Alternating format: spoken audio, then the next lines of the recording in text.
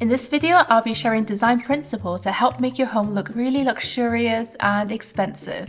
No, it has nothing to do with the price of your decor or how big your house is, so you don't have to start binning your IKEA furniture just yet. The tips I'm about to share come from a decade of architecture experience along with a very unhealthy obsession with interior design. Now you might be thinking, who the hell cares how expensive it looks? To which I'd say, you do. That's why you clicked on this video. And it's perfectly okay to admit this because this is a safe place. My channel is all about making your home look really, really nice. If looking expensive is what you want, this is what we're going to work on. Out of these two living rooms, which one do you think looks more expensive and luxurious? Probably you'll want to pick the one on the left. One of the biggest differences between these two pictures is the shape of the furniture and decor pieces they have in the room. This one has a lot of curves, whilst this one doesn't. Curves and organic shapes somehow makes a room look and feel a lot more luxurious. There are studies that shows curved objects actually activates parts of our brains that's associated with safety and comfort. So we just find it more aesthetically pleasing. And when we like something, we value it a bit more. Curves generally are also a little bit harder to produce. And for humans, effort equals value. It's like a lot of these flat pack furnitures, we can see the joints are super obvious and you can see how it's easily made versus something where it just looks continuous and smooth. The more difficult it is to design and create, the more it reflects craftsmanship and artistry. And these are things that make something seem a bit more scarce and luxurious. So in your home, if you have spaces that have curves and a piece of curvy furniture or decor would fit in that space, go for it. If you have a room that's slightly round, then put in a round dining table. If you want to put a desk in the corner, you don't have to make it so angular. If you're not ready to splash out on a piece of curvy furniture, maybe you can incorporate round decor pieces instead. A oval-shaped rug here and there, a cushion that looks like a bowl.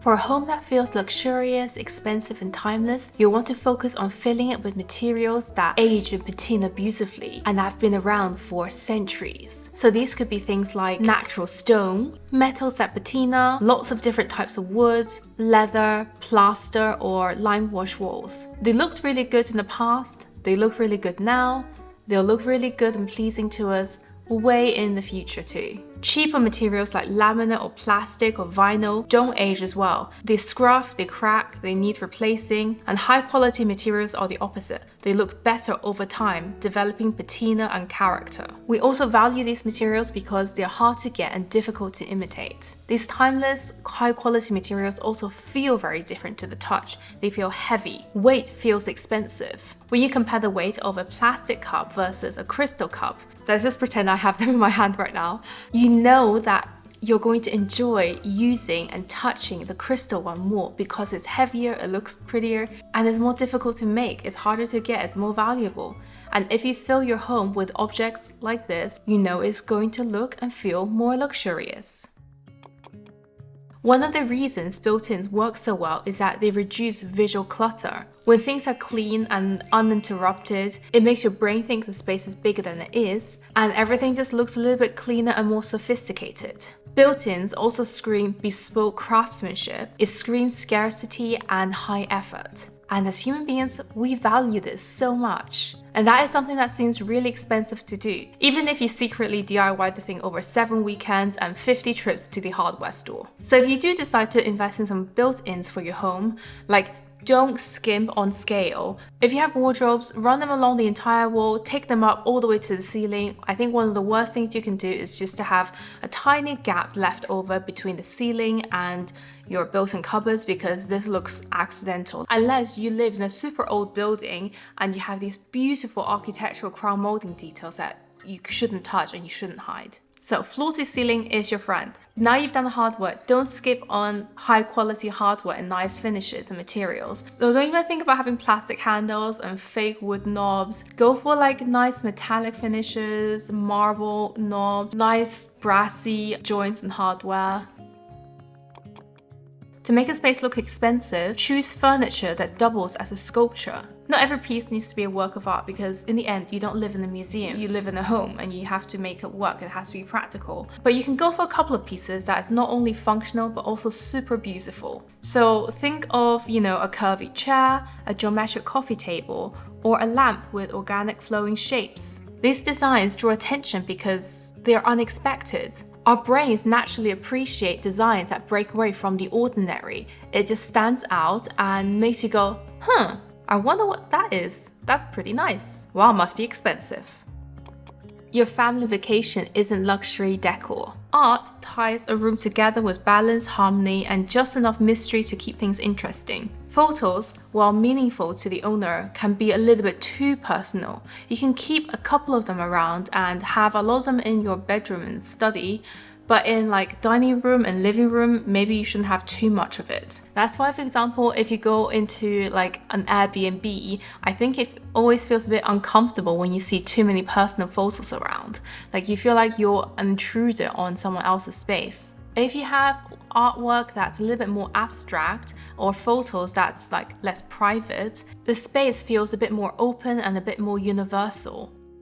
Imagine walking into a room where every piece of artwork is the same size and neatly lined up like soldiers at roll call. It looks functional, but I think it does look a little bit too neat, too manufactured, and a bit boring. Now picture the same room with towering canvases anchoring different spaces, small abstract paintings leaning casually on the shelf, and a few petite sketches sprinkled across the wall. The room just feels a bit more dynamic, curated, and dare I say, expensive. The reason this works because contrast of different sizes grabs our attention. Varying artwork sizes also tricks the brain into thinking the collection was built over time and not bought in one afternoon. We appreciate spaces way more when we feel like someone was intentional and gave a lot of thought and effort into it, because we value human creativity and effort. Evolutionary psychology calls this costly signaling. Effort plus exclusivity equals value. This is beautifully illustrated in the scene in the Grand Budapest Hotel, where a character is cutting through all sorts of packages to check for dangerous stuff.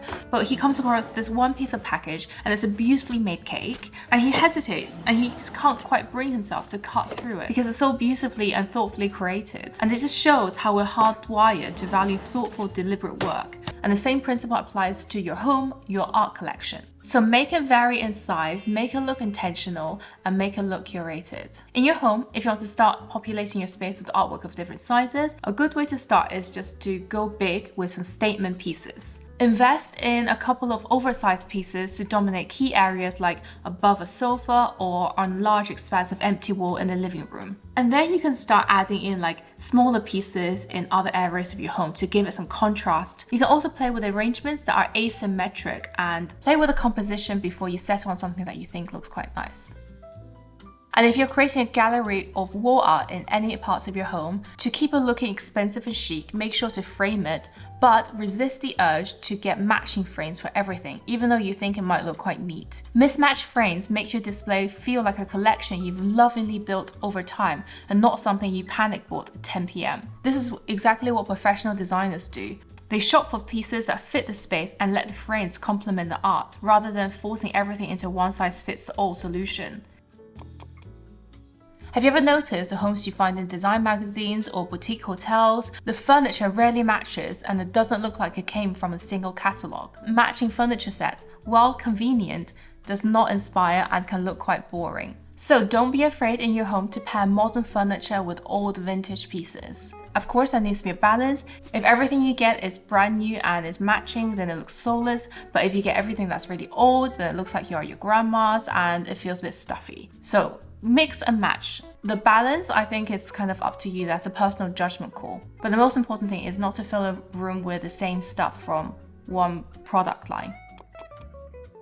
Try to make all the decor you see in your home larger than your head. Anything smaller than this size will look a little bit cluttered. Big pieces look deliberate and small pieces feel like filler. Think about the luxurious, expensive hotels and designer homes. Do you ever see shelves packed with tiny trinkets? Probably not. Instead, they feature bold vases, oversized sculptures, dramatic lamps. Larger items feel substantial and chosen with purpose, while small decor lacks impact and makes spaces feel really, really crowded. I mean, it's a rule of thumb. If you have a really large head, then you can also go a bit smaller than your head size. And if you already have a lot of small decor items that you love and you just don't want to get rid of or hide, group them together into threes or something and put them on a tray. This way, when you look at it visually, it appears like one large item instead of multiple small ones.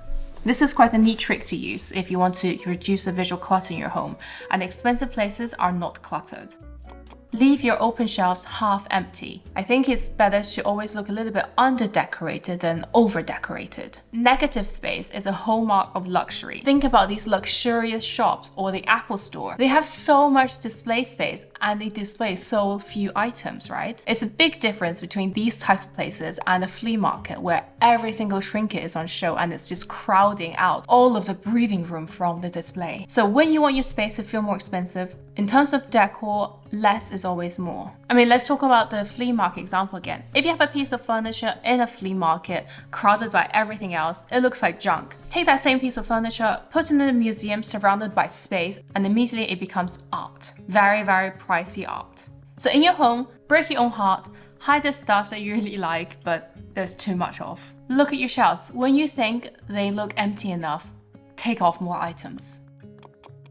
Nothing functional and ugly should be on display. Messy, everyday items bring too much reality into the space. Luxury likes to keep things clean, aspirational, and to be honest, painfully difficult to maintain. In spaces like this, you never see a countertop cluttered with toothpaste tubes and mismatched shampoo bottles. Instead, you get sleek Aesop dispensers, glass jars, and marble trays so perfectly styled, you feel almost guilty touching them. When you want your home to look expensive, you just have to suffer a little bit for it. You're not trying to design a space that's most practical, you're trying to design a space that looks dreamy and aspirational. So if you want to achieve a sense of luxury in your space, hide away all the ugly, practical, functional stuff you need. Transfer your soaps, shampoos, cleaning products into glass or neutral tone dispensers. They still work, but now they look good as well. Stash wires, toiletries, snacks, and cabinets or baskets. I'm not saying that I would do all these things myself because they're definitely not practical. And to be honest, if I tried, I would be cleaning 4 times a day and wiping down the surfaces with my tears. But this video is about making things look expensive, not practical. So let's just grab our $100 bills, wipe our tears with it, and move on to the next point. Accent walls can be pretty cool and quite endearing, but to be honest, I don't think it feels very expensive or luxurious. Let me start by saying I really get the appeal of accent walls. They can be really bold, fun, and a great way of adding some personality to your space without committing to every single surface. And I used to have this in my old apartment, but at the end of the day, they do feel a little bit more DIY than expensive, luxurious design spaces. Expensive looking interiors don't rely on a single wall to carry a room's personality. They use cohesive textures, colors, and materials across the whole space to create balance and depth. So if you want your space to feel very expensive and well thought through, do the dramatic thing. Commit to the whole room. If you want to paint your walls one color, don't do just one room, do the whole space, maybe even the ceiling. If you want to put moldings, don't just do it on one wall, do it across the entire surface, at least in that one room. If you found this video interesting, you might want to check out this video which talks about how to make a timeless home, or this one which is about how to use psychology to create a really, really cozy home. Or any of the other videos that's also popping up on this side here. Thanks for being here, and don't forget to subscribe. Bye!